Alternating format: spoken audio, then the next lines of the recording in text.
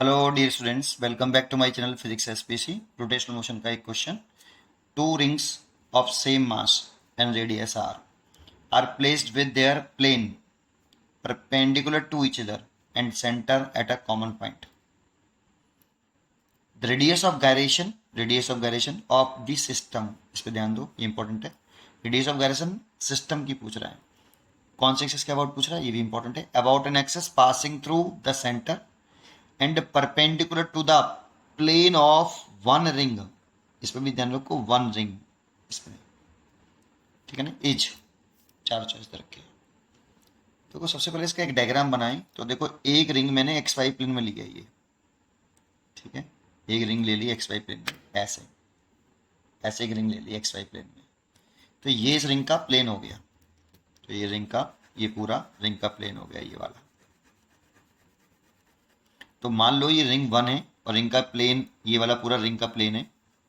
तो प्लेन के perpendicular centre से पास होने वाले एक्सिस के अबाउट पूरे सिस्टम का मोमेंट निकालना। मान लो इसी के ऐसे ऐसे, अभी सिस्टम नहीं बनाया, पर एक रिंग के प्लेन के परपेंडिकुलर, एक रिंग के, है ना, radius of gyration of the system about an axis passing through the centre, तो देख सेंटर से पास हो रही है, perpendicular the plane of the one ring. तो प्लेन ये हो गया, तो प्लेन के परपेंडिकुलर ये प्लेन हो गया, इसके परपेंडिकुलर ऐसे देख रहे हैं, ठीक है ना। साइड व्यू बना रहा हूँ, टॉप व्यू नहीं है, ठीक है।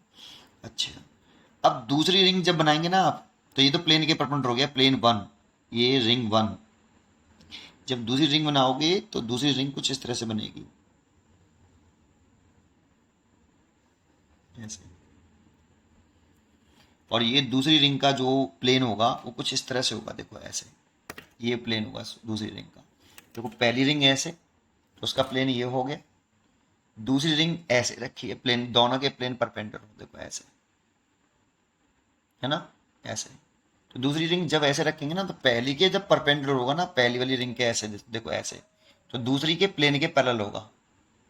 और सेंटर से पास हो रहा है इसलिए डायमीटर से पास हो रहा होगा, दूसरी रिंग के डायमीटर से और पहली रिंग के सेंटर से।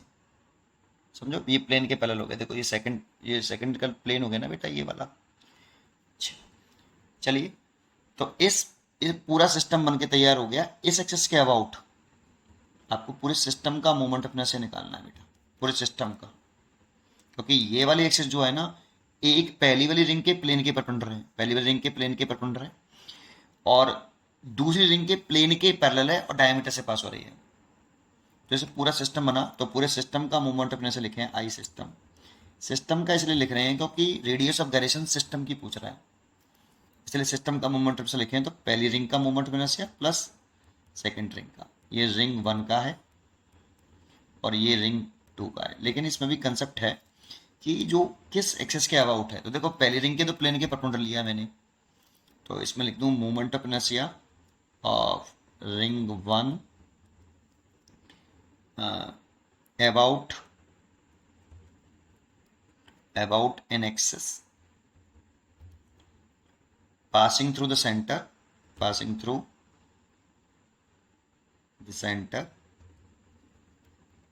and perpendicular to the plane।